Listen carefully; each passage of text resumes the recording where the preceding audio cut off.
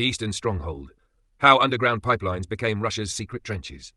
In eastern Ukraine, the conflict has taken a subterranean turn as Russian forces exploit disused gas and water pipelines, converting them into concealed passageways for soldiers, equipment, and even drone operators. This unconventional tactic has presented Ukrainian defenders with daunting new challenges. One of the latest confrontations unfolded near Kupiansk.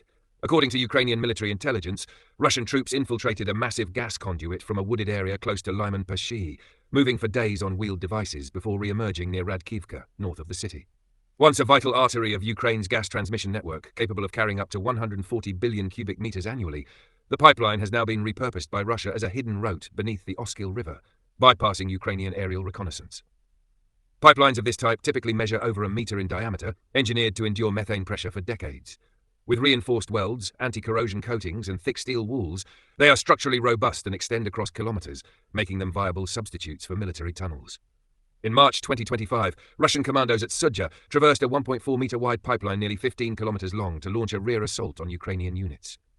Earlier, during the battles of Avdiivka in early 2024, Russian troops drained a water conduit and cut escape openings every 9 meters, enabling staged advances. For Russia, these pipelines offer a shield against drones and surveillance aircraft. The US-based Institute for the Study of War reported that the tactics spread across multiple fronts illustrates both knowledge sharing among units and coordinated planning at higher command levels. The 60th Independent Veteran Assault Brigade, which spearheaded earlier operations in Sudzha and Avdiivka, appears to have pioneered the method before passing it along to other formations. Yet, the risks are considerable. Residual methane must be thoroughly purged to prevent suffocation or explosions. Without adequate clearance, soldiers risk poisoning or death. The confined spaces also limit air circulation, forcing troops to advance in small groups while enduring oppressive humidity, heat, and waste. Participants in Operation Flow in Kursk province described crawling through 1.45-meter-wide pipes for 4 days, often plagued by stench and exhaustion, with some remaining underground for a week before combat. Ukraine has adapted with creative countermeasures. At Kupiansk, Drone Regiment Commander Yuri Fedorenko explained that combat engineers destroyed a pipeline section where it intersected the Oskil, flooding the passage to deny enemy use. His unit also monitored repair attempts to ensure any Russian restoration efforts would be detected and targeted. Additional Ukrainian defences include sealing valves, stringing barbed wire inside conduits, and placing traps to turn the cramped tunnels into lethal ambush sites. Structurally, pipelines were never intended for human passage. Welds, pressure regulators, and sharp bends create choke points, while buried stretches complicate ventilation without heavy drilling equipment.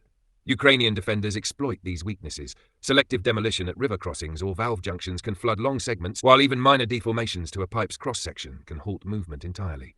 The broader strategic implications are significant. Much of Ukraine's gas infrastructure, underutilized since Europe reduced reliance on Russian supplies, has now become a liability. Securing these networks requires mapping their full extent, tracking access points, and integrating denial measures into defense planning through a blend of geospatial intelligence, civil engineering, and military operations. In Kupiansk, 3 of 4 major pipelines have already been disabled or flooded, leaving Russia reliant on a single remaining route. Losing these passages has forced Russian troops to retreat toward junctions where they are vulnerable to Ukrainian artillery and drones. Fedorenko noted that any Russian effort to pump water out or weld damaged sections would be swiftly detected and countered. For now, the battle has become a subterranean game of cat and mouse, fought in darkness beneath the Eastern Front.